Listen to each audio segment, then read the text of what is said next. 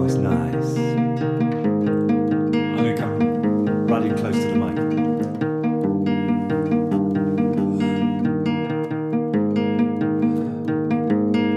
Welcome to the third one.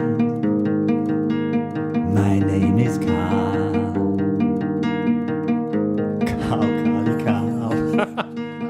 Welcome to the third one. His name is Aidan. Aidan on the guitar. Third one means three. Third one means three. We should release these. It's going to be a greatest hits of intro mad. But listen, this is serious because there was a reason behind that song. Okay. And I've got I've got a Samsung phone and it's got Update, which is a newsfeed thing, which shows you loads of news stories. Which Update? I think it's called Update. I don't know. And it's and the other day I was tweaking on it and there was a story about celebrities who have died over the past last year, I think, and there was it was loads, and it was shocking. And I was like, oh, but one of them was grot bags, and and I don't know if I was doing it just before I went to sleep or if I was in between sleep and dreaming. But I suddenly thought, I wonder how grot bags would have sung. And Did she never? Maybe she did sing. I don't think she did a sing. Did she never do a sing? No, but that's how she would have sung. Oh, apparently. Okay. You answered your own question. I just you have the spirit of Grot's bag within you. Yeah. Welcome. Tomfoolery is over. Now to the serious bit. Oh lordy. Yeah, no, this is the third one, which means we've done two. Yeah. We had Robbie Rob on last time, which was cool. I love that. He's cool. He's this time, it's my chance to get you back, like I keep going on about. Okay, so you keep threatening to pick on me, don't you? To pick on you, but no, it's nice. It's all good. But yeah, fair enough. I was away 10 years, and I did some bit bobs and all that sort of stuff. Mm-hmm. But for me, you know, I didn't know what I have. To be honest, I have no idea what you've got. No, well, you just disappeared, didn't you? Well, that's it. I don't know. Yeah, it did. But so I get to ask you, and we get to hear some of your stuff that you've been up to, and everything. I'm going to start off. I'm not. We don't need to do a chronological order because I know you do. You do loads. Well, you've written a list. I have written a list of stuff I'd like to touch. Well, all right then. I love the way you're doing it on a lined bit of paper, but pay no attention at all to the lines. That's real rebellion. That is. I think I learned to write when I was about 9. By the looks of this, it was like, what's going on here? But anyway, I want you to reel off. Okay.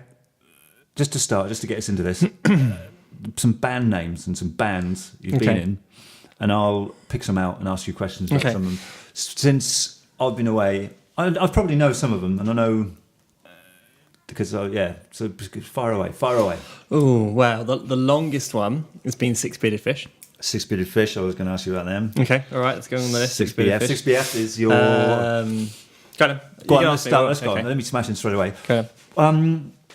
Covers some originals as well, I remember. It started off originals, yeah. It just started off originals. Yeah. That's how we started off. We thought we were going to be the next Incubus stroke Red Hot Chili Peppers. So I was doing a lot of slap bass. That's cool. And we were wearing a lot of surf shorts and like kind of rappy verses and singing. Yeah, Tim on vocals. And singing, singing cool. choruses. No, I remember the CD. Loads of fun. Yeah. That's why I started bass to be in that band. Is that right? Yeah, because I keep knocking the mic. Sorry. Because I just joined Brockenhurst College.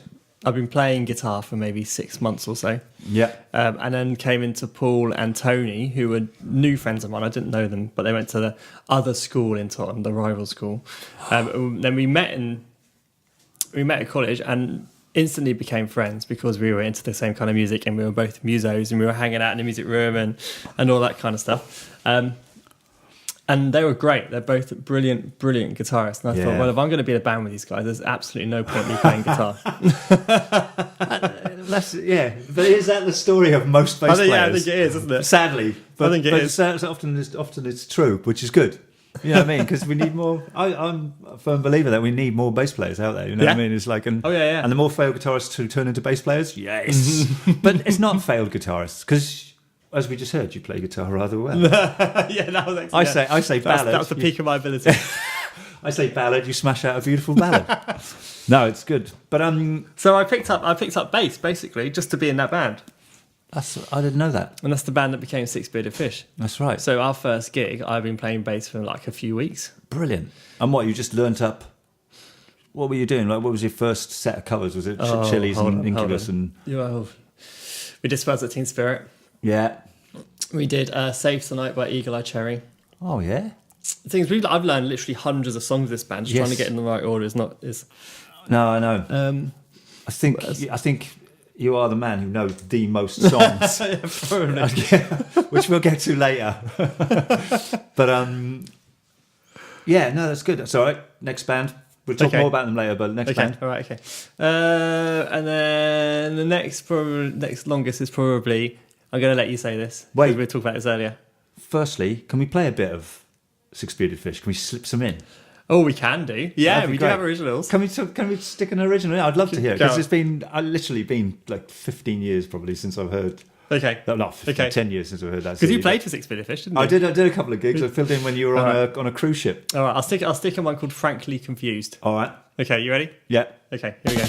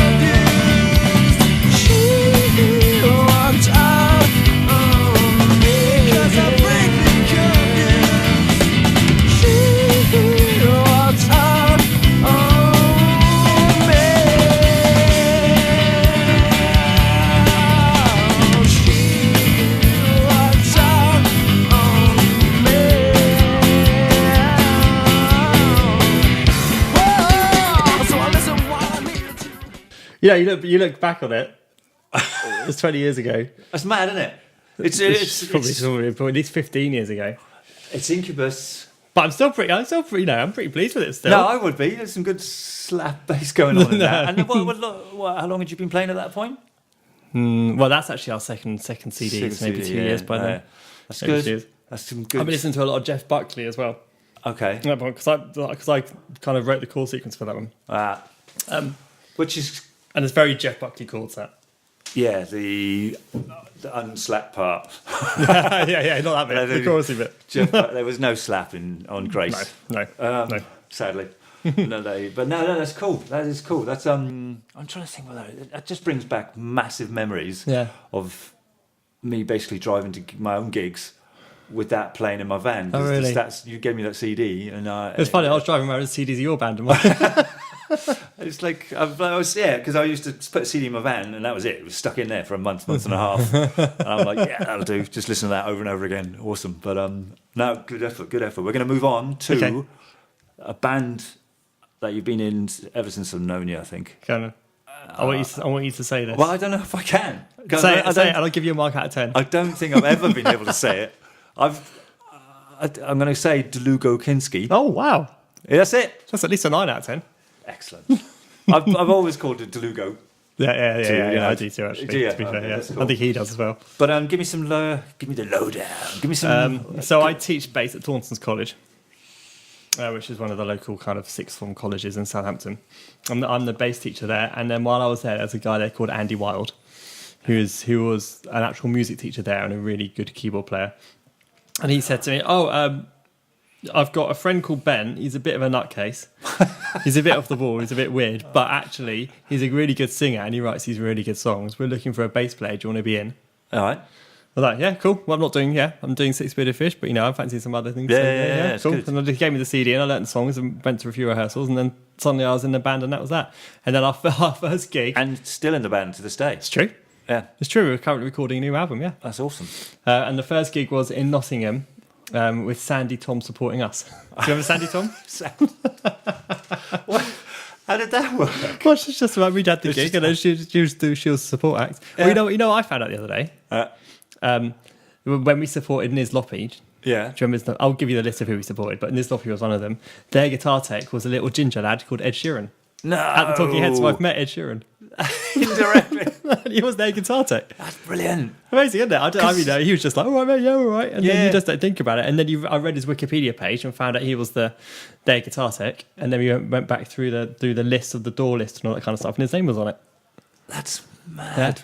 Yeah, because obviously all these people have had lives before the lives they've got now. Yeah, everyone starts somewhere, I suppose. But that's brilliant. That's amazing. So we also supported Corinne Bailey Ray. That was cool. Yeah. Amazing. So not all of these were me. Sometimes it's just Ben, and sometimes it's just Ben and Andy. Yeah. Bon Jovi was a good one. David Gray. St Mary's Stadium. No way. Yeah. That's massive. Snow Patrol. Snow Patrol, they're a massive band too. Yeah. Is it good? Chesney Hawks. Chesney Hawks. That's the one. There's probably some more names, but I've forgotten. That's brilliant. And it's been on a lot of TV shows, like Dougie Kensky had been on Hollyoaks and it's used a lot for those kind of. I remember that as well, actually. From his, that was something I was told to look out for as well. That was cool. So we've done some amazing gigs. We've done a little mini tour of the States and. Yeah. Well, did you go over to Houston? Was it we went to New York. New York. We did a few gigs in New York, and then we went down to South by Southwest. South by Southwest. That's what I was thinking. In Austin, Texas. Texas. That's what I'm on about. Not Houston. Which is great. Awesome. Yeah, which was really cool. It's huge. That's huge, and it's still going strong. Yeah. So it's worth checking them out online and something new. What? This year? Next year? I think we're aiming for October. Okay. We're aiming for October, but my bass parts are nearly done. Okay. And then we're just doing like a few like vocals and overdubs and stuff. What's the method there? He writes everything, and then you put your point across how you want to play the bass, or are you given? Well, Ben has recently learned how to use Pro Tools. Which has helped a lot. So he does a lot of demos at home. His demos have got a lot better. Yeah, true. They've got drum loops and they've got ideas of bass parts and piano and harmonies and this kind of stuff. So actually, it makes their life a lot easier. Yeah. And then I completely disregard what he's done for bass parts. Yeah, that's fair enough. As I do with every band I've ever been in ever, I think. So I know exactly where you're coming from there. But all right. Well, at this point, then we should play something there. Okay. Something different. Play. You've just played me recently. You showed me a piece where you played fretless bass on. Yeah. What was it called? I can't even remember. I can't remember either. It's got the word love in it. Hold on. Let me find it. I'll tell you after I played it. I forgot the name of it. We're going to play it now.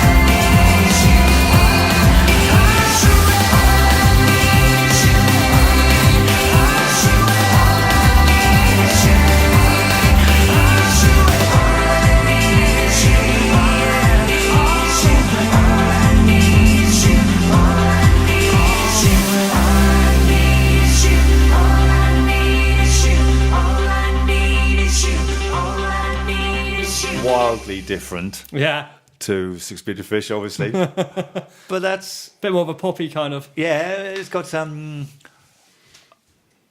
I love that outro. Latin-y. Yeah, it goes into the Latin thing, yeah. Yeah, that's fun. I enjoyed doing that. It's cool. That's, that's good. It's just so different. But I think that's the nature of the beast of a bass player. Yeah. Who, you should, unless you're specifically in one band, for all your days. Mm-hmm. But even someone say like Ryan Martini from Mudvayne, he's an amazing jazz head, and but he loves smashing out, with... Yeah. But so you have to be, I don't know, I just see bass players versatile. Sound like you were a little bit sickened about your... No, I was about to say, I don't want to say more than or less than any other musician. Every musician should be versatile, but I think bass players, most bass players I know do a broad scale. Probably because there's fewer of them. To be, yeah. And so they need to spread themselves around a little bit. That's right. So, DeLugo to... Probably Caroline's Cappuccino. Oh, God, that bloody band. Which you mention every single time. Just so we get a few more listens on Spotify, that's why. No, good days. Really, really good days. Which it was me on piano, of course, rather than That's bass. exactly right. This is it. Because you're Mr. Bass on that one.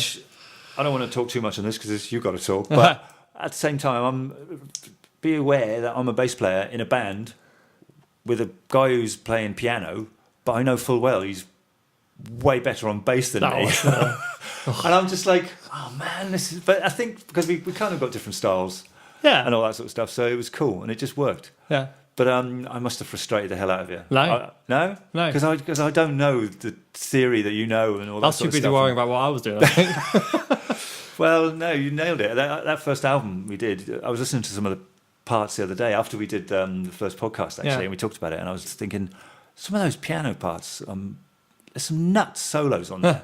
There's some crazy nuts solos. But not even the affected ones. All right. Even some of the clean ones where you're just... it's amazing how you go off on one. It's amazing. I was always... That's what I said on that podcast. I used to turn and watch you guys because you used to blow my mind. But that was me at the very beginning of my getting into jazz and jazz piano. Is that right? Yeah, and I watch jazz pianists and what they do amazes me all the time. And that was just me... feeling like I was just scraping the very surface of it. Well, your scrapings was my mind blowing. So well done. And then to come up with, I want to mention a track called Precipice. Oh yeah, okay. Which I can't listen to that song without seeing a video of. I've got a video I'd love to do for it, but I haven't got the money. But it just the images that conjures and you're playing in that is amazing. I think. It's quite. It's more very, very rhythmic. Yeah. That one rather than having lots of chords in it. That's right. It's all kind of similar notes, but it's all about the patterns and stuff like that. So piano, something you've always done, or? Yeah, I started as a piano player. So before even guitar? Yeah. Okay. Yeah, I was playing piano from the age of 8. Trained. School lessons and all that sort of stuff. Yeah. And then picked up a trombone when I was in year 4. So I was 10ish probably? Yeah, no. right. Younger than that. 8 probably. Did you have the reach? Actually, no, how old was I? I was 6 when I played piano and 8 when I played trombone. There you go. Yeah. And then played trombone was my main instrument for a long, long time. Wow. So I played trombone in orchestras and brass bands. You could still do. Oh, well, I haven't played it for 10 years. Last time I played trombone was on one of your albums, which was the second Sign Star project album. That was the last time I played trombone. Is that right? Yeah. So you put it down then and sort of haven't really touched it since. Wow. Yeah. Okay. So I got to my grade 8 and dun, dun, dun, dun. I remember the. That's it. I got to my grade 8 in college, and I kind of just moved on after that. I thought, well, I've got as far as I want to get with this, and then I've been playing guitar for about a year and picked up the bass guitar, and then I thought, right, I'm going to move more in this direction now. Yeah, that's it. I think you find I did a similar thing. I played guitar for a long time before I played bass, and I felt the guitar, but man, the bass just smashed me. My mate Stu bought me a bass, and I completely understood everything. You know what I mean? Like the guitar was a bit wishy-washy, and I didn't understand. I didn't know what I was doing a bit, but the bass I was like, wow, that's it, smack, and you can hit them so much harder. Anyway, Yeah, Caroline's good. We should play a little bit. Play a little bit of Precipice. Do you want Precipice, do you? Can we? No, well, you choose. Cause No, you choose. Well, we talked about Precipice, so... All right, well, yeah, we're going to have to do it now, aren't we? Yeah. All right, here we go then.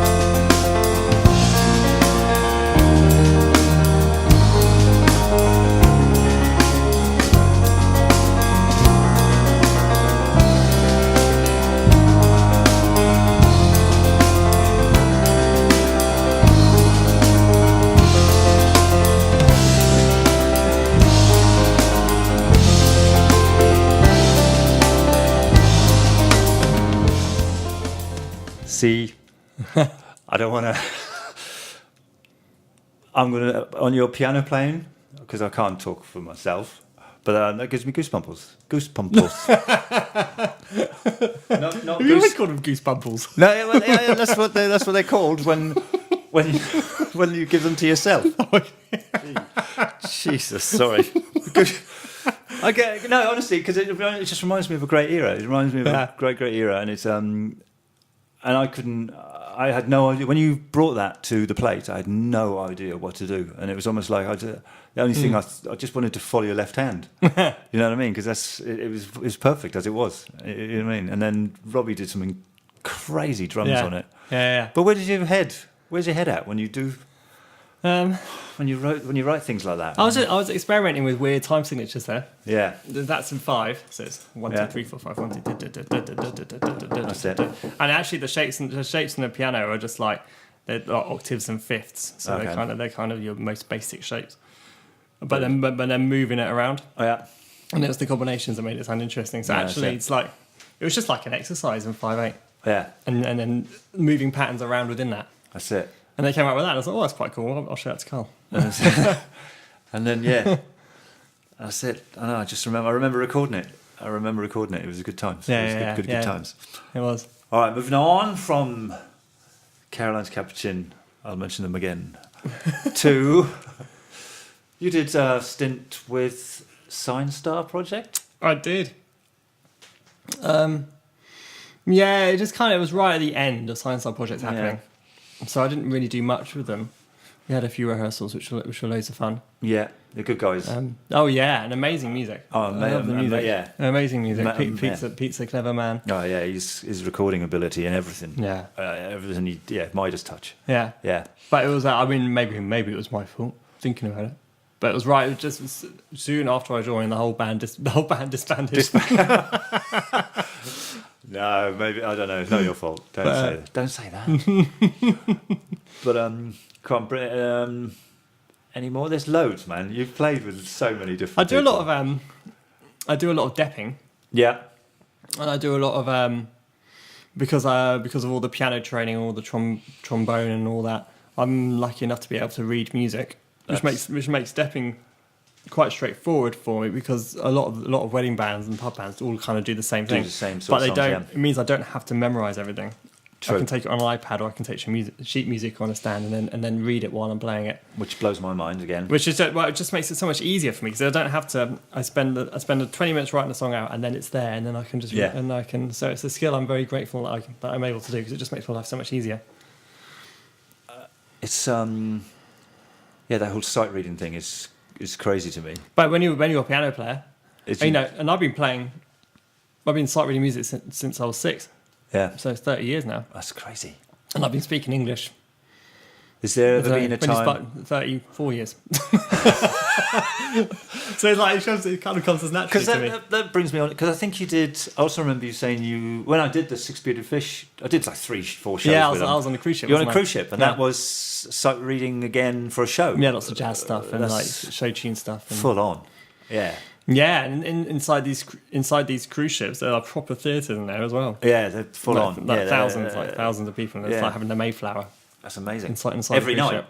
What, 2 shows a night or something like that? Yeah, sometimes 3. Sometimes 3. And that's baptism by fire. Yeah. Yeah. Did you get a chance to learn the material beforehand, or was it all? No, they had these things called fly-ons, which is when they had these American celebrities of whom I had never heard, and they had one a week or something. Yeah. And they're called fly-ons because they meet you in Mexico or in the Caribbean, wherever you happen to be. They fly onto that island, get on the cruise ship with their parts, chuck you the parts, and say, right, we're on in half an hour. This is what you got to play. Here we go. I'd be crap at that. Unless it was Rage Against the Machine singer. I'd be, or like Les Claypool's coming on. But we don't need a bass player because he's already a bass player. So anything else, I'd be like, damn it. Can't play tonight, boys. Sorry. Oh, that's good. All right. Well, look, from bands, you just mentioned that you've taught. Yeah. Have you taught all your life, or all your working life, or has it been something? Well, I got back off the cruise ships, really. Yeah. And the cruise ships were a lot of fun. Very claustrophobic. Yeah. And there's a lot of stress in there. I can imagine. There's a lot of stress on those cruise ships. And imagine relationships in that tight, confined space, and you can't get away. You can't get away. And it's very convenient having your bed 100 meters from where you work. Yeah. The stage, but it just means that you're on call and you can't escape. And you're also a point of interest to the crew, and not the crew, to the as musicians, to the public. You're technically officers. Okay. Which is one quite high up in the ship hierarchy, for the sole reason being that you're expected to mingle with the guest stuff. And so I had free run of the ship, which was really cool. A lot of people weren't allowed up above the crew decks. Yeah.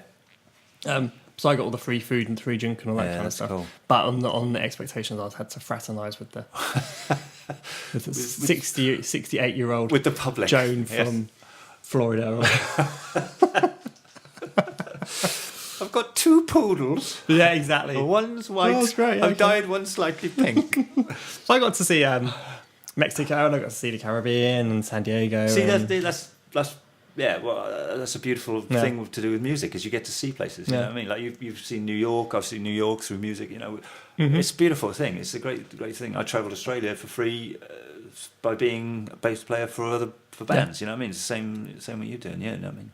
Now you get to see Bristol and Oxford and Coventry for free. I'm in Plymouth on Friday. Are you in Plymouth? And that's with Paramore Less. That's the one we need to talk most about, I think. Well, should we? Well, yes, let's I'm the king of digressing and never getting back. Right yeah. Your third finger's not quite on the 4th fret.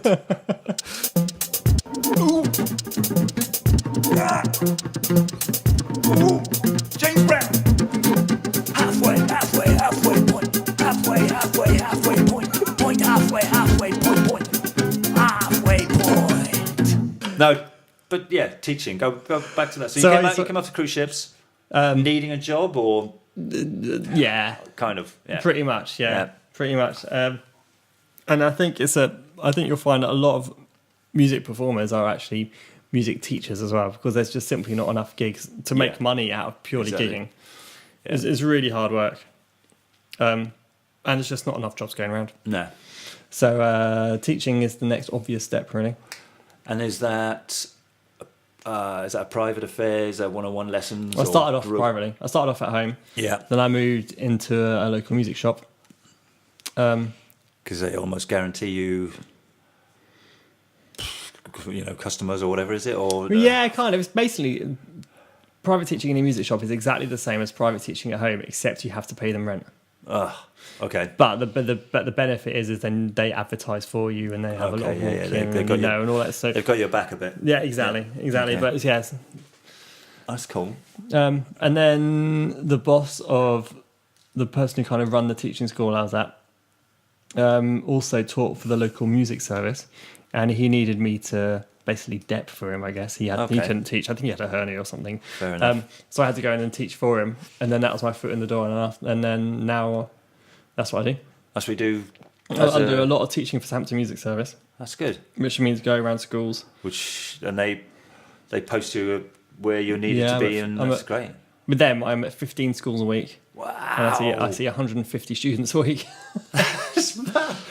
That's loads. Yeah, it's insane, isn't it? Somehow I'm expected to remember all the names of what they look like and what they're doing. And at what point in their, where they are in their musical beings. And I was at 6 schools today. Just before I saw you, I was at 6 different schools. So this is all, you drive yourself, they're all fairly local, surely. You can't get through that many students. The longest drive's probably half an hour. Oh, man. That's crazy. Yeah, and what are we talking? We're talking half-hour lessons or?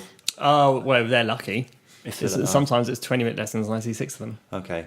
Just because I can only be there for so long and there's this many students that want to learn guitar and exactly. you just have to cram them all in. Yeah. That's mad. And is it what? So, but it's got to have its perks and its badnesses and. Oh, it's hard work. Yeah, I can imagine. I'm sometimes absolutely knackered when you get home because especially when you see kids as young as year 3, so I'm talking like 7 or 8 year olds. Yeah. And they're just full of energy. But I'm sat in this room for 2 hours and they come in for 20 minutes and it's like a revolving door. Yeah. Of in your face full on. It's great. They're lovely to teach and everything, but I'm just knackered by the end of it. Exactly, I can imagine. Yeah. And does it affect your other musical life? Like, this is my scenario. You've been playing all day, and then you've got to get in a car, drive 2 hours to a gig, and play some more. That doesn't mess with that, does it? Wow. Playing's playing. It does a bit. I mean, like I said, I've got to be in Plymouth on Friday. Yeah. And being in Southampton now, Plymouth could be 4 hours away. Yeah. We were on first, so we've got to be there for 7, which means really we want to leave by 2 just to make sure. And I've finished work at 4. Yeah. So I've had to rearrange stuff, and some schools have very kindly let me come in a bit earlier, and it is so hard. And move things around. That's one of the biggest things to juggle. I've found. And also the fact that I will have been playing from 8:30 that morning. Yeah. And I'll be doing a lot of the driving and playing at the end. Exactly. Which is why I have to go and see a chiropractor once a month, and I have to go and see a sports massage therapist once a month just to sort me out. Yeah. For your wrists and your tennis elbow, and your shoulders and backs and this kind of stuff. Yeah. And does that? I know I'll keep skipping subjects, but it just interests me because I wear a really light bass for that reason. And have you chosen? Or do you not even think about that? Do you just get on? Do you need? I have to wear the comfort straps, which are straps reinforced heavily with padding. Yes. Yeah. And it's only really wedding gigs where I have the bass on for a serious 2 hours. Yeah, that's a long time. Yeah. When you do venue gigs, it tends to be 30 minutes, 40 minutes, 45 minutes, an hour. Hour if you're lucky. Yeah. And you get exactly. Yeah, I remember that too. That's crazy. But teaching's good. Teaching's good. Man, that's good because kids, you must smile. Yeah, kids come out, they learn something, they learn a bit of Green Day or whatever they want to learn, and it's like, and they're full of adrenaline for it, and that must make you smile. Well, I teach as young as, like I said, like year 3, and then I teach at local colleges as well. Yeah, and then I have one private student a month. That's good. He's a guy called Tony. He's great. I have a lot of fun with him. He's a great bass player. Yeah. So we do lots of really interesting stuff. And is it solely bass you teach, or do you dabble in the piano and the guitar? Actually, guitar's definitely the biggest thing I teach. Oh, really? I didn't know that either. Yeah, there you go. Yeah, because the little kids just don't want to learn bass as much as that's sad, I mean, who's a cool bass player that you see on TV a lot? Not me. Yeah, it used to be Flea. Yeah, it doesn't really happen anymore, does it? No, that's it. I mean, who even knows the name of Coldplay's bass player? Exactly. Or if Ed Sheeran obviously has a bass player, well, God knows who he is. Exactly. This is sadly it, isn't it? I suppose. Yeah. So there's no one out there just being inspirational and making kids want to think, yeah, that's really cool. But seeing as Ed Sheeran and Taylor Swift play a little bit of ukulele, I'd now teach ukulele. Yeah. That's it. Well, It's that simple, really. I talked about the ukulele scene in Australia, and it shocked me how prolific it was and how vast, and it was massive. Yeah. Everyone, but I think it's just because people can pick them up, grab them and go, isn't it? I suppose. And they're really light and easy to play. And this is it. But it's amazing how stuff like that happens, where you're getting people are influenced by just bigness. Yeah. Does that make sense when you're saying that? You know what I mean? It's like, no one's seeking out the good stuff anymore. No. You know, and it upsets me a bit. No. You know, like moving on from teaching, you, like I mentioned earlier on, you are the man that knows the most songs in the world. I think you're always like check this tab out. I tabbed this last night.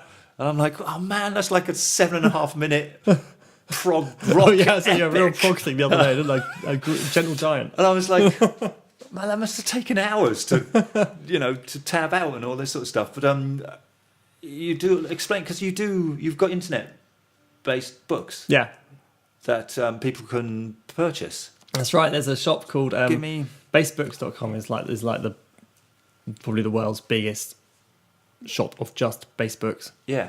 And the books I write and sell aren't physical books, they're just PDF downloads. Yep. Which means I use a program called Sibelius, and I listen to the songs and I write out the bass lines, because there's a lot of like big people that have never had their bass lines written out for other people to copy and play, like Stevie Wonder. But when you told me that blew my mind. And ABBA and Paul Simon and Elvis and Bob Dylan have never had their bass lines written out. It's just crazy. Elvis Presley never had a book for his bass lines. It's amazing, isn't it? But like stuff like, all right, as a bass player myself, like Stevie Wonder, another guy with the Midas touch. Every bass line and all his songs are just awesome. And a lot of them are played by him on a keyboard. Well, which is like, why has it not happened before? Yeah. Fleetwood Mac. Fleetwood Mac. The bass book I've written, I think, is pretty much the only one that has Fleetwood Mac bass lines in it. That's crazy. It's insane, isn't it? And they're like one of the biggest bands ever. Billy Joel. So I saw there was a need there, and bass players shouldn't be left out. There are piano books and guitar books, but there's no reason why there shouldn't be a bass book. No, that's it. But it's just because there's fewer of them, they get sold less. So I thought, right, I'm gonna do my go on a little mission, try and fix this as much as I can. Yeah, well, I think you've done a sterling job, because I don't know if we should send any bass players listening right now should firstly go and check this guy's work out, because it's extensive and it's about 50 books, and it's spot on as well. It's not half-hashed at all. It is spot on. Well, what's your process, man? What do you do? What do you get firstly, how do you choose something? You just mentioned recently in a drive we went for a drive, and you said listen to these Wham songs. Oh yeah, and you were like, and I was like, yeah, some awesome bass playing in some of those Wham songs. Yeah, Dion Estes. Yeah, amazing. Are you doing one? Done it. You've done the Wham. It's out. It's been released. Yeah. I'll send you a copy. Thank you very much. It costs you $15. But no, it's nuts. So give me. All right, Stevie Wonder's a big one for bass players. Okay. Like Master Blaster. Who doesn't want to learn to play that song? Also Duke or Superstition. All those tunes. You know what I mean? But what was your favourite one to have done? ABBA was a big one for me. ABBA. I love ABBA. It's a quite a sad story. It's a nice story with this one. I don't know if I told you this. No. There's the original ABBA bass player. He contacted me out of the blue after I released the book. He contacted me, and he sent me an email saying, "I found your book online. Yeah. I'd really like you to send me a copy. Really? Here's the address of my studio in Stockholm." Yeah. So I sent it to him. I sent him one, and he said to me, "Oh, I'd like you to sign it, please." I'm like, "You want me to sign it?" "Yeah, I want you to sign it." That's brilliant. Yeah. So I signed it. I signed it to him and sent it to him, and I put another one in there, saying with a stamped address envelope back to me, saying, "Could you please sign it and send it back to me, and I'll stick it up on the wall." Yeah, amazing. And then I didn't hear anything. Okay. For like a month, for about 6 weeks, for about 2 months. And then I found out on Facebook that he had died. Oh, and he was like mid-60s, wasn't particularly old. That's a shame. Yeah. That's a crayon shame. Yeah. And then maybe a few weeks after that, I got an email from his daughter. Yeah. He sent me an email saying, I'm just at my dad's flat in Stockholm and your book is open on the side in his kitchen. Wow. And it was one of the last things he was looking at before he died. So I'd like to thank you for giving him a chance to reminisce in his last moments. That's crazy. It's nice, isn't it? That's crazy. He was really nice. We had a bit of an email chat and he said, I really want to be friends and I hope we can keep in touch. And That's amazing. And this kind of stuff. He was a really nice guy. I know. I don't want to go on about Caroline's cappuccino, but we had a similar incident, didn't we, with the owner of Monkey World. Oh yeah. Our CD Yeah. was in his car. Yeah. Sadly, at the time when he passed away, and his wife knew that he liked our band, and she actually invited us to play at a sort of a. It wasn't like an open day? Not a wake, more of an open day to celebrate his life, I suppose. Yeah, which was a lovely thing at Monkey World. Yeah, that was really, really good. So yeah, that's not the only time that's happened. That's crazy. But tell people how they can get hold of these bass books. Well, they can go either to my website, which is aidanhampson.co.uk, Yeah, or bassbooks.com. brilliant. All one word, bassbooks. Check them out because I do. It's like the Stevie Wonder one. That's amazing. Oh, it's nuts, isn't it? It's just nuts. Yeah, it's all over the place, that one. Yeah, it's like, you think you can play. It sounds like you're getting close just in your head, but then you look at the tab and I'm like, man. Yeah, a lot of that is close to being physically impossible. Yeah. Brilliant. Because what he plays on the keyboard is like, he's like, he doesn't have a bass guitar in his mind at all when he's playing that. It's just insane. Smashing his left hand. Yeah. Brilliant. Looking at your list. Well, yeah, I'm just going down my list and I'm just thinking, I've put here gigs. Yeah. And I wanted to mention I wanted to ask you how you balance gigs with your life, but we kind of touched on that. And but recently you've been doing lots of gigs with Paramore or less. Yeah, one band I haven't mentioned. Well, that's the band. It's probably the busiest band I'm in now. It's probably the one you should mention, to be honest, yeah. Especially because my wife's... Is she listening in? She's the singer. I've got to mention her, haven't I? That's right. This is my first question. This is just me. I'm not trying to be offensive at all. But if I was to choose a tribute act, obviously I'd try and find one that hasn't been done to start with, to try and be, and also one that maybe is a bit more popular than, say, Paramore. Have you heard other people say that to you? But then again, I think you started when they weren't as popular. I think they're more popular now. Yeah, I wouldn't say it's all down to us. No. But so why did you choose them? Is it? Well, we went to the Brook. Most people listening to this are probably from Southampton, but the Brook is a big venue in Southampton that puts on a lot of tribute acts. Yeah. And we saw a band called Fleetwood Mac, who are a brilliant Fleetwood Mac. I love the names. Oh yeah, I love the names. Who are a brilliant Fleetwood Mac tribute band. And then me and Kelly were just saying, we'd love to have our own tribute band because it's a completely different scene. People kind of distance, so you don't have to work for your audience and it's not your own music and all that kind of stuff. But I think it's just a different scene and genre, and it's completely aside from all that. Yeah, and it's got its own. People obviously watching you know that you're not the real thing. Yeah, and it's like it's like more of a celebration of the artist rather than just trying to a cheap kind of rip off. I agree completely. Yeah. So we was, and then I said, well, what do you like to sing the most? Who do you think you could do a good job of singing, and what do you really enjoy singing? And then Paramore was absolutely the first name that came up. Perfect. And she does a sterling job. Yeah, it's hard work. Yeah, it's hard work running around and singing like that. She does I came to a festival gig this summer just gone. Yeah, and it really, really hot one. Man, it was a hot day. Yeah, and it was over 30 degrees. Yeah. You guys, I've still got your beard sweat on me. I've had at least 14 showers since, and I've still got it on me. You smashed into me, but anyway. Do you need to contextualise that? Well, actually, they're really worth going to see. Honestly, not just bigging up a friend, but they really are. They're really, really professional. You do a thing at the end of most sets, would it be? Yeah, pretty much every time. Where you've got radio mics and wireless kits on your basses and guitars, and they actually come out into the audience, and it's a real nice feeling, and just run around.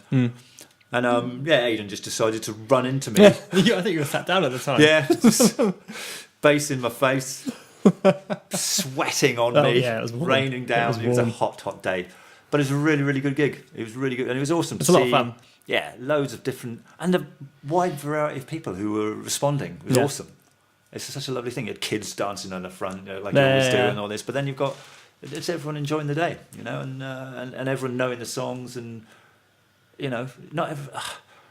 Alice in Chains are playing Shepherd's Bush soon. Okay. It's some of the tickets are going for 140 quid. Wow. Who's got 140 quid?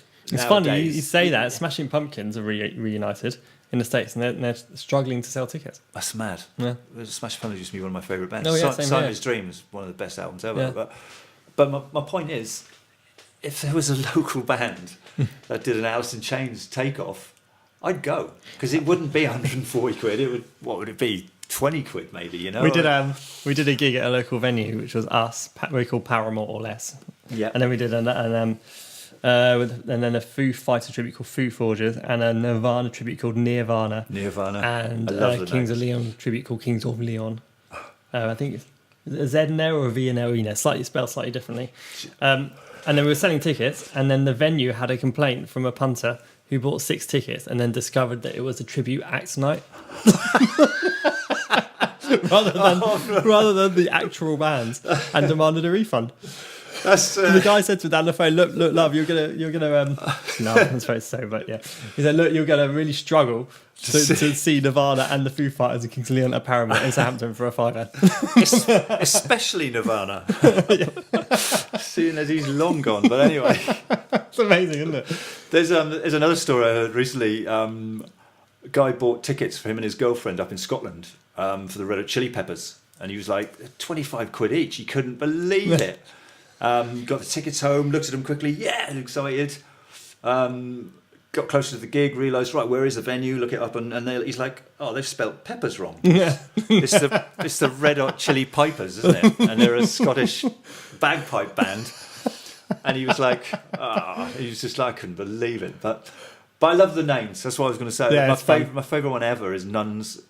Was it? It's a Guns N' Roses band, and they're called Nuns and Moses. I like Jeff Leppard. Jeff Leppard, that's good. Or Ron Jovi. Obviously, and there's ABCD. Oh, yeah. Was good. But there used to be one years ago, Bogus Quo. Oh, yeah. Status Quo. I'm not sure if they're still going or not. I don't know. There's loads of good. What you got? You play with Greenish Day quite a lot. Green Haze. Green Haze. That's the one. We have played with Greenish Day. But Green Haze are the ones. Yeah, they're a Welsh band. They're great. And Stu is in a band. He's in the Muse. Are they called Knights of Sidonia? It's like Sidonia Nights. Sidonia Nights. Yeah, Sidonia Nights. Yeah. Yeah, I saw some YouTube stuff of them, and they sound really good. He's great. He was always a great singer. Oh yeah. A really great singer. Yeah, very good. Very good. But so Paramore or Less and National, you go. Yeah. You were up in Scotland. Yeah. You just keep going. You just go anywhere and everywhere. Yeah. Lucrative or not? That's not really why you do it. Well, if that was the reason we were doing it, we'd have stopped by now. We break even. That's good. And any money we do get, we reinvest straight back into the band. Oh, yeah. We could buy banners and this and that. That's the way. That is the way. Yeah. The other thing I wanted to ask you about is when I've noticed we should play some Paramore or Less, by the way. Oh, we could do. I don't know where we are with the licensing. I don't know. Well, all right. Well, maybe we just risk it.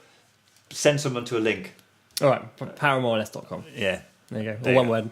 That's better. Okay, that's cool. That's cool. But when you're at these gigs, I've noticed you're taking a lot of photos, man. Yeah. And you've been showing me a lot of photos. Yeah. And I've been showing everyone a lot of photos. This is a newfound love. It is. It is. So what's the go there? You just suddenly thought, I'm hanging around. Do your eyes see things and you think, we should capture that, or is it just something you just? I think a lot of it started off when from the books I write, I spend a lot of time tinkering around in Photoshop because I design the front covers as well. Okay. So I'm getting quite good at Photoshop. It's a big program, but I can do what I want in it. And then also being in bands, I used to beg people to come and take photos because photos, especially in the day of Instagram and Facebook, photos are everything. It's everything, isn't it? Yeah, because you need something visually striking. And then I thought, hold on, with a lot of the festivals I play and everything, sometimes there's like 10 other bands playing that day. And I can just, I'm there anyway playing. I can just get a camera Yeah. and take a load of photos for them. And then if they're good, I'll send them through. And if they're not good, then That's it. nobody needs to know. Nobody needs to know. I'll be honest, I used to love it.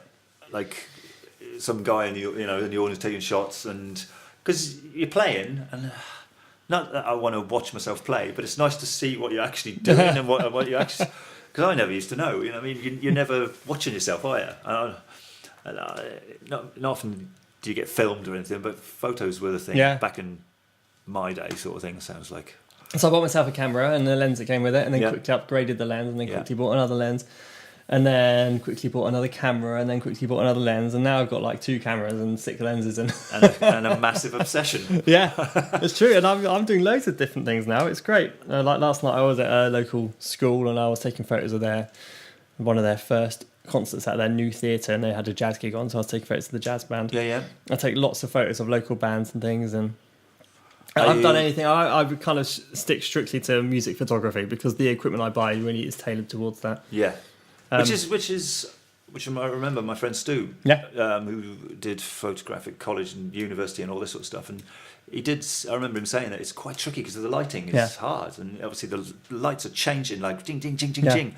So it's actually quite tricky to get a really good shot. I'm discovering it's quite important when you go there to actually just stop and watch the lights and see if there's a pattern. Yeah. Watch the musicians on stage and see if they go backwards and forwards at the same time, or if they headbang at a certain time, or if they do this at a certain time, and then you can start to plan where the lights are and where the musicians are, and then time your shots. So rather than taking like a million shots.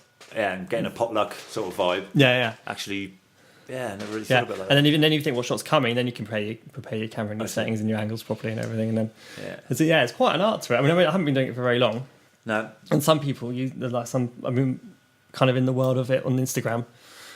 Some people do is amazing. Yeah, that's incredible. It's amazing, and there's some amazing YouTube videos of like people taking photos at proper concerts. There's this guy, I've forgotten his name, Adam something, Elkanius or something. Okay. Taking photos at 21 Pilots. And he has a GoPro on his head the whole time, and is all over the stage and taking photos of the crowd and stuff. It's really, really interesting. Yeah, he's full on. It's good. It's interesting. I remember one particular story of this guy Stu, little Stu Rose. He's brilliant. He used to go skateboarding a lot, and the Bones Brigade came over from America, which is a Power Peralta skateboarding team. But if you're into skateboarding, you'd know who they are. And he actually got up on the vert ramp at Southsea Skate Park with a false press pass, and he's got a world class photo of one of the skateboarders. Oh, wow. There, you know what I mean? Like something to be really proud of. Yeah. It's like writing a good song, I imagine. You know what I mean? It's like I'm proud of that. It's a really great capture. It's a really great moment. Yeah. Is that the vibe? Is that what you feel? Did you get and that sort I of... really like showing the bands and the artists afterwards as well, because they just see you with the camera and they have no idea what the outcome's going to be, and then you work really hard on it and show it to them. Sometimes you get some really nice responses. Yeah, it's cool. Yeah, have you had anything used yet, like album shots or not internal yet. photographs? But is that where you're headed? Do you think, or would you like that? Or? I'd like to. Yeah. I mean, a lot of the love of it is just being at the gig at the same time anyway. And then, that's it. Yeah, so if they use it, they use it. You talked camera equipment. I wanted you to talk for the geeks out there, me inclusive. Okay. Because I love stuff. I love gear. Yeah, so if you're not a bass player, turn over. Yeah. Fast forward 45 minutes probably. Still, but like with the Paramore less stuff, because I know some tribute bands go the whole hog. They use the exact same gear. They use the same everything. You know what I mean? The same clothes, whatever. You know. But are you that headstrong in that full on in Paramore or less? Well, being geeky here for the Paramore band, I have to detune low. It's not a normal bass they play. It's like a detuned heavy bass with thick strings and all that kind of stuff. So I could only use one bass for this band anyway. So I thought, sort of, I might as well just get the bass that he actually uses and then do it properly. So which is a Gibson Grabber. The Grabber, which are really, really rare. But I was just looking out for them loads and managed to find one in Manchester second hand. Good. For like £600. Didn't break the bank well and truly. No, exactly. That's the one I use. That's the one I use. So for that band, it's that bass, and then I use an Epiphone Jack Cassidy which is like a big hollow body. Yeah, love it. Yeah, it's a nice one. That's actually the bass I want you to use on my songs. Yeah, well, I used it when you had that jam. Yeah, it was nice. It sounds great, doesn't that's it? a warm sound. Yeah. For the standard tuning stuff. Can't wait to record that. Yeah, me neither. But and then amp wise, or no? No, I tend to not use an amp and then plug straight into the mixing desk. A DI. DI? Any particular brand? I know you're going to mention. Don't you say it then? It's obviously the dark. Yeah, I love it. The dark glass. It's great, yeah. Yeah. I saved all my birthday and Christmas money and then bought the dark glass preamp, which basically means, well, when you plug your bass straight into a mixing desk, it's a very clean, clanky, raw kind of tone. Yeah. And it doesn't necessarily sound like a bass, because when you listen to bass guitars, you're typically hearing a bass guitar that's going through an amp. And a bass guitar that goes straight to the desk, it sounds a bit raw, and it's not the sound you expect. Woolly is a sound. So this is a little box that sits in between, and then changes my bass into something that sounds more like you would expect. Yeah. But it's world class. But it's really nice. Yeah. It's really, really nice bit of kit. Yeah. So I don't. So the finest means I don't really need to use that. But I can just turn up with this little box and plug straight into the speakers, essentially. And then you're happy with the soundman sending your sound back in the monitors, and that's it. It's easy, and soundmen love it because it's just easy for them, because it's just a cable out. How did it sound? I always remember like sound guys, whenever I used to rock up at a gig, whatever, years and years ago. The bigger the amp you brought, bass-wise, the happier they seem to be. Yeah. And I'm like, so are they not happy with you, or? No, they have complete control over it. Yeah. They have complete, and actually they're quite used to it these days. Yeah, I suppose. Much more than a lot of people do it now. You don't need to bring an Ampeg SVT 8x10 fridge. And, you know what I mean? But that's good. That's good because easy to travel, isn't it? Yeah. Easy to travel. Yeah. And it's just easier just to plug in, and you don't have to drag this thing through a venue and hoist it up onto a stage and all that. I used to hate that and crap. all that crap. And like I said before, I got bad back and bad arms anyway. Yeah. This way I can turn up with a bass in one hand and a little box in the other hand and plug a cable in, and that's it. Yeah. And that's it. And it sounds just as good in my opinion. Exactly. No, it does.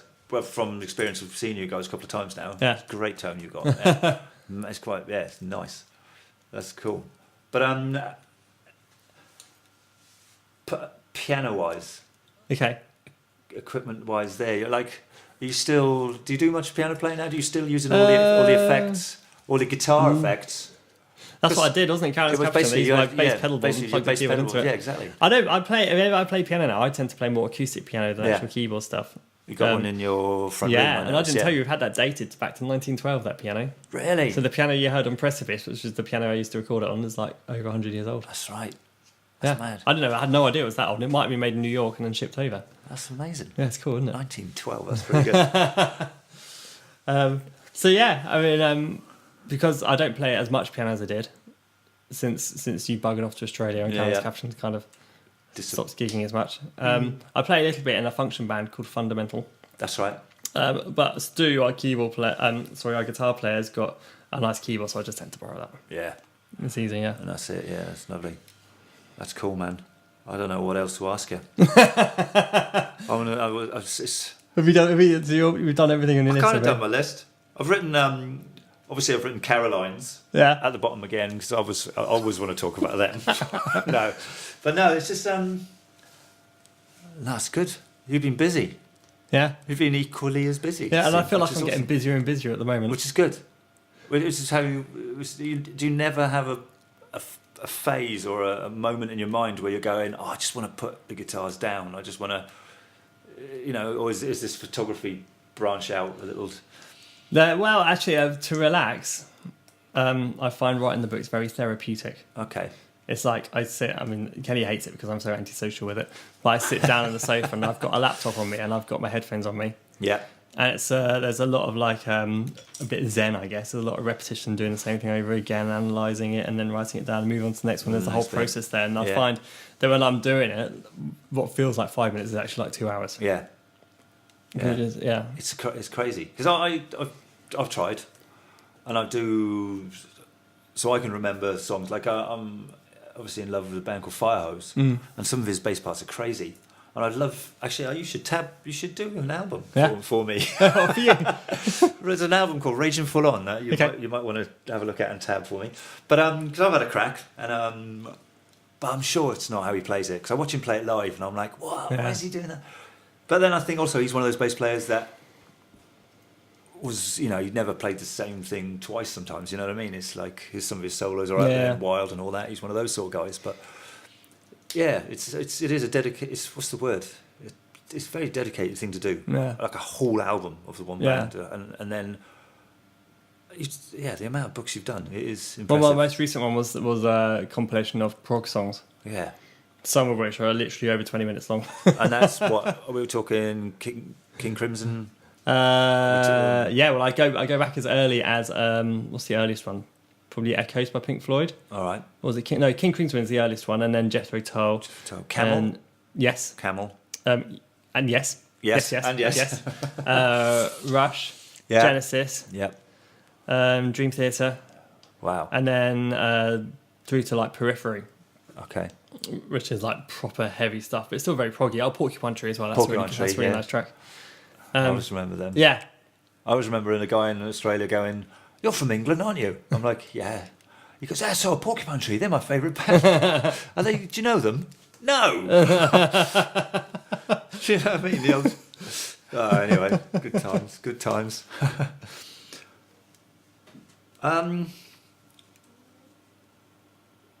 We didn't do a middle point. No. We do it at the end and then stick it back in. Can we? That's what we did with the last one, yeah. Okay. Not that people know that, but they know it now. You can chop that bit out, that's all right. That's cool. All right, where's Aidan Hampson heading? Bed. All right. Tonight, bed.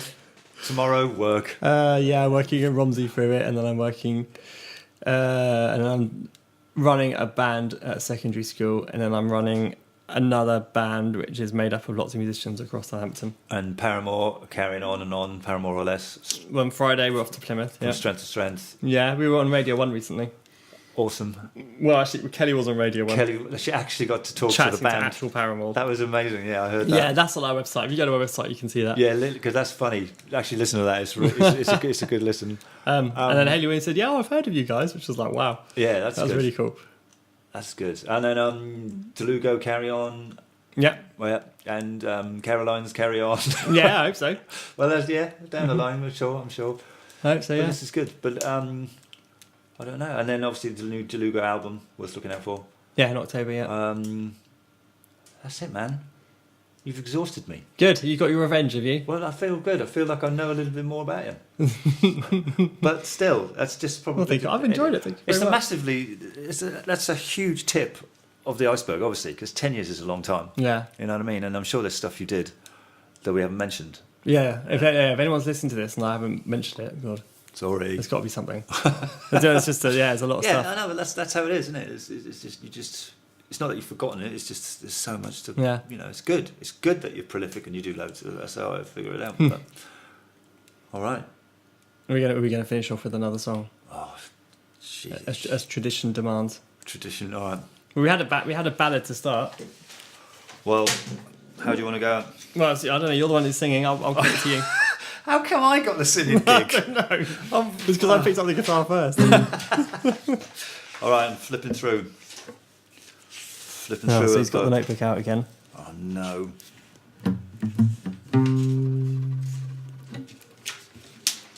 It's gonna be a disaster. This is the very radio friendly sound of Karl flicking through pages in his notebook. There's that dinosaur song. What the hell? I don't even know what I was singing. There's no more songs in here. No, you just have to make it up. Okay.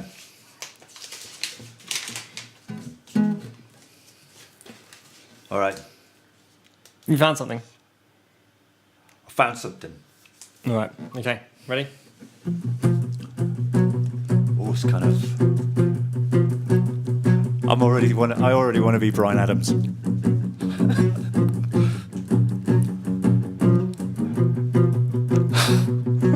Keep going. That's good. I almost had something then.